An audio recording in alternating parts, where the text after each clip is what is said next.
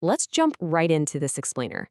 Today, we're tracing the absolutely dramatic rise of a regional warrior group that literally challenged the mighty Mughal Empire. And not only did they challenge it, but they eventually controlled a staggering one-third of the Indian subcontinent. We're talking about the Maratha Ascendancy. This was a period of sweeping transformations, brilliant military strategies, and some seriously complex political maneuvering that completely redrew the map of early modern India. You know, it's fascinating how rivals view each other. The Maratha insurgency was famously called the ulcer of the Mughal Empire. Emperor Aurangzeb, a guy who commanded massive wealth and an army of 500,000 men, ended up spending the last decades of his life in the Deccan just desperately trying to suppress this relentless force. It was an insurgency that completely drained his treasury and exhausted his men. It really goes to show that sheer imperial size, no match for highly motivated, localized resistance. Section 1. The Insurgency under Shivaji. Roots in the Western Deccan. So, our historical narrative kicks off in the rugged Deccan Plateau. This unforgiving terrain was just perfect for guerrilla warfare. It's where we see the rise of the visionary leader Shivaji of the Bonsle clan. Now, Shivaji wasn't just handed a kingdom. He had to build it, quite literally, fortress by fortress.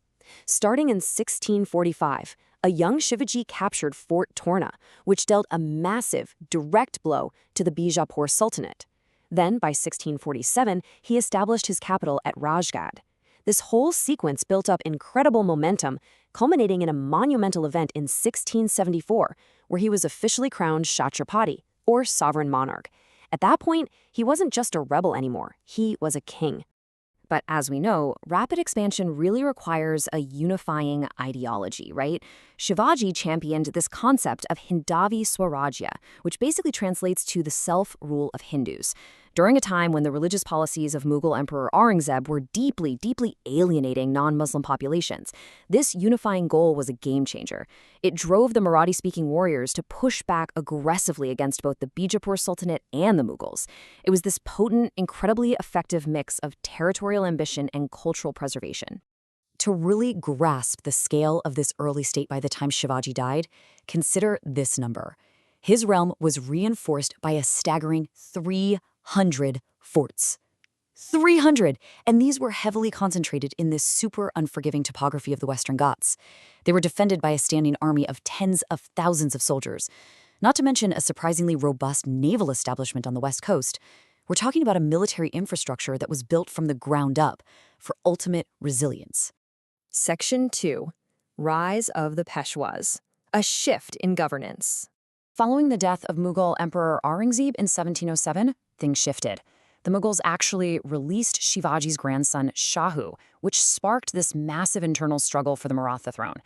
Out of all that chaos, a brand new administrative structure emerged. The empire's governance shifted heavily toward the Bhat family, who took on the title of Peshwa. Originally, a Peshwa was just meant to be a prime minister serving the king, but kind of like how a modern prime minister can completely eclipse a figurehead monarch, the Peshwas transitioned into the de facto hereditary rulers. Thanks to the brilliant political and military maneuvering of leaders like Balaji Vishwanath and his son Baji Rao I, they became the true architects of the empire's golden age.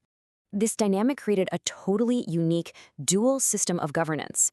Sitting in Satara, the Chhatrapati held the nominal royal authority. They had the absolute loyalty of the people as the rightful, legitimate successors of Shivaji.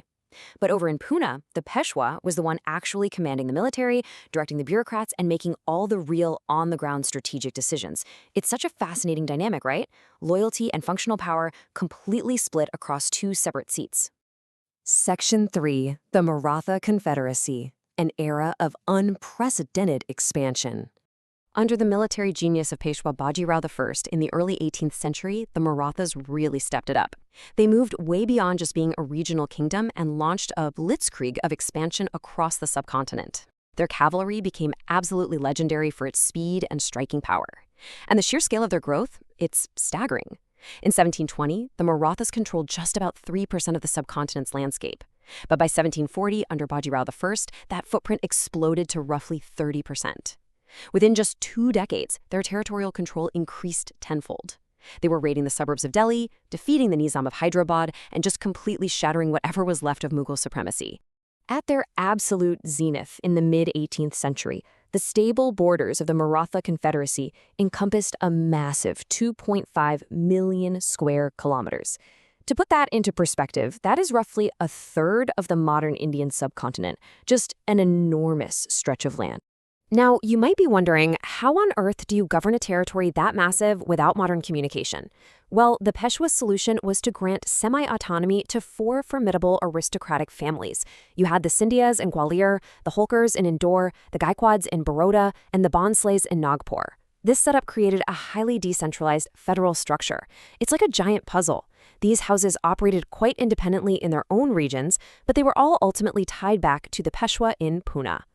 And because of this structure, they managed to dominate an incredibly expansive geography. We're talking from Punjab up in the north, all the way down to Hyderabad in the south, and from Kutch in the west, stretching entirely across to Bengal in the east.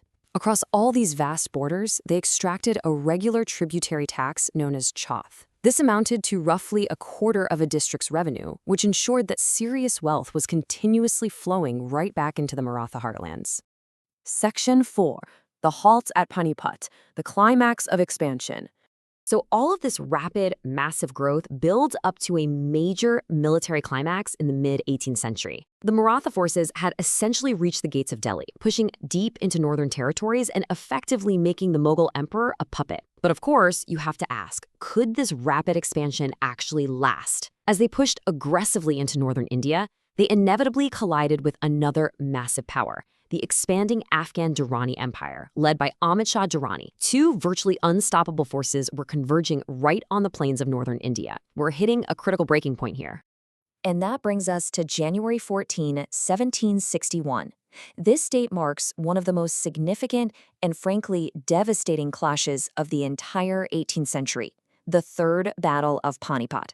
It wasn't just a minor skirmish, it was an absolute watershed moment that permanently altered the trajectory of the whole subcontinent, effectively halting the Maratha imperial expansion.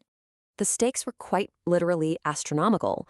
An army of over 100,000 men collided at Panipat in this huge, chaotic spectacle of cavalry, war elephants, and heavy artillery.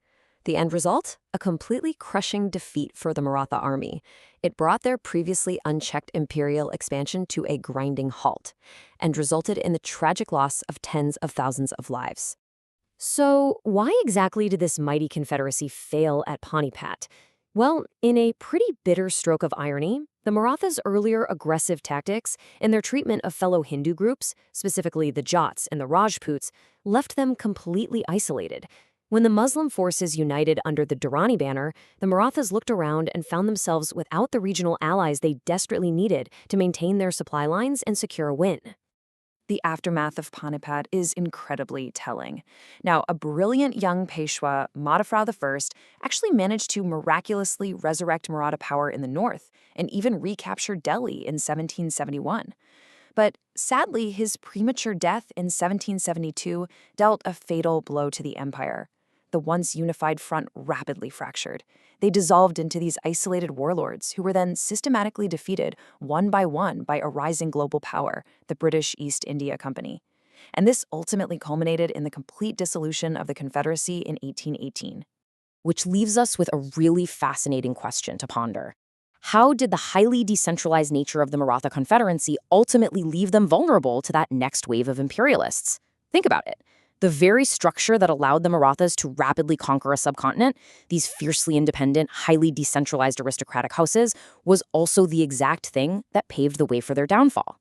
When absolute unity was required to fight off the highly organized British forces, the Confederacy fractured. It's a profound historical lesson. Decentralized governance can be a total superpower for rapid expansion, but it can become a fatal flaw when unified resilience is what you really need. Anyway, thanks so much for joining me on this explainer. I really hope this deep dive into the Maratha ascendancy leaves you wanting to explore even more of this incredible period in history.